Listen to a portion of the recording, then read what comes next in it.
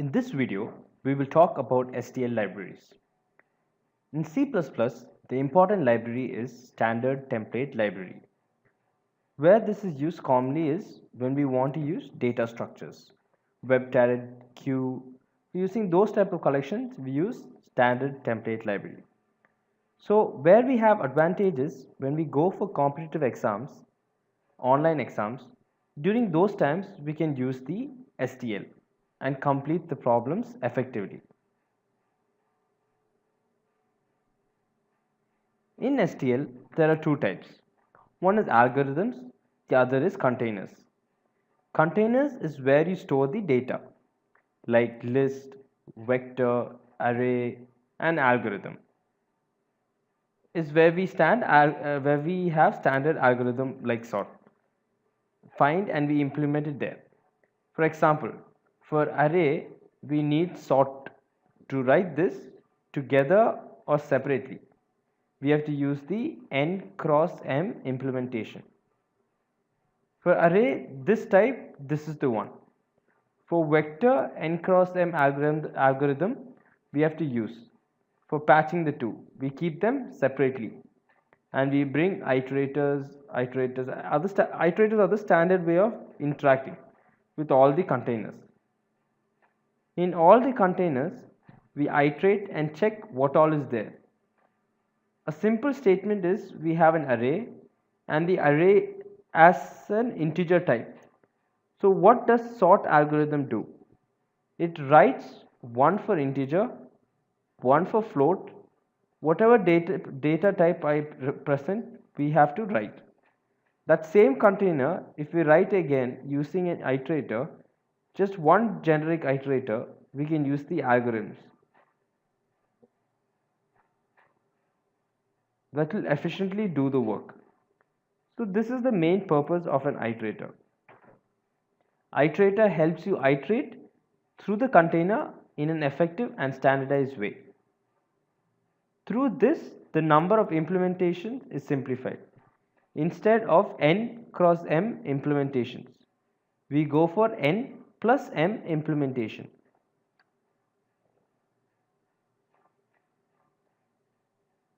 That means if we write an algorithm, it can be used for any container. It could be a map, it could be a vector, it could be a queue, it could be a stack. It can be used for anything. So that is the purpose of the iterator. Actually, iterator is a design pattern. So in general, if you were to study the design pattern, iterator is one of the standard patterns. So far, I've been talking with a lot of theory or more like gibberish to you. But if you check in code, it will be much faster and you'll be wondering what is the reason for discussing so long, right? So it's that simple. Before looking at the code, let's first check what are the different types of container. Where all are we going to use it? And a high level overview. And after that, we can study each container in depth. And you should also understand the behind the scenes situations you will understand. So why I am talking about this algorithm data structures, every non-computer students have heard of it. That is why it will reflect clearly. For example, firstly let's see namespace std. We have to use namespace in the first to show that it is starting from here. If we look at the vector, it has been declared, which holds the type integer. The thing in vector is it can be pushed from the backside. So let's consider an array I starting from 0 to less than n. Instead of that, you can see that there is an iterator at the bottom to declare. So when I use like that, it has become standardized. Now instead of iterate, I write list.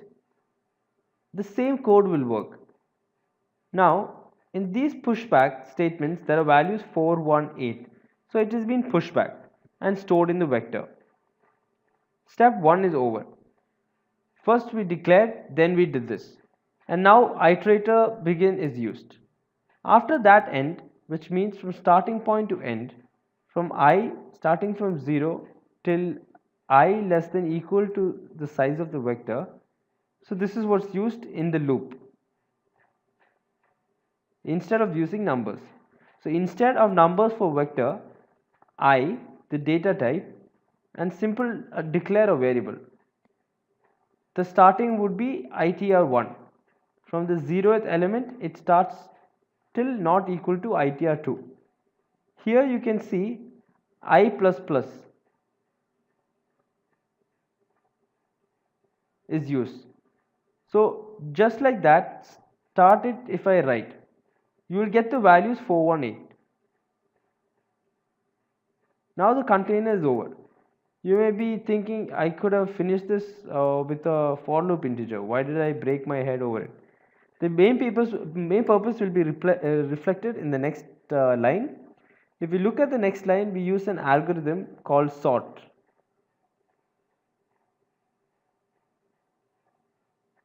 For that, begin, end, pause is enough. End is not this container, it's available in all containers. So if you see, the vectors begin is here and the position of the end is in the last. So I write vector dot end dot endl.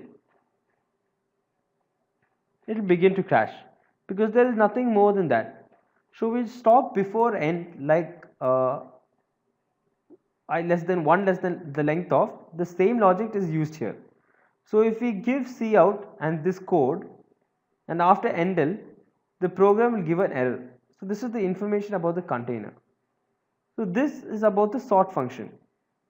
Here the algorithm is used is, it has two standard parameters, iterator 1 and iterator 2. Iterator 1 is begin and iterator 2 is end.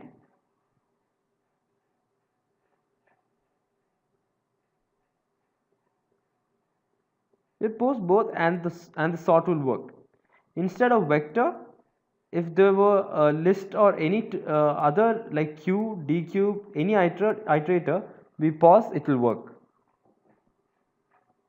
So some of the reasons why you should go for standard STL library is because the codes are reused and we don't need to reinvent anything. It's efficient and accurate because a lot of people are using it. It's a tested code and no need for you to try it again. And it's a standardized code before using it in the library. If anyone goes and checks the code, everyone will understand. Just like a bike. If any gear system we get used to, we use it on all the bikes. Either it will 4 plus 1 or 4 plus 0. This is the difference here. But it's standardized.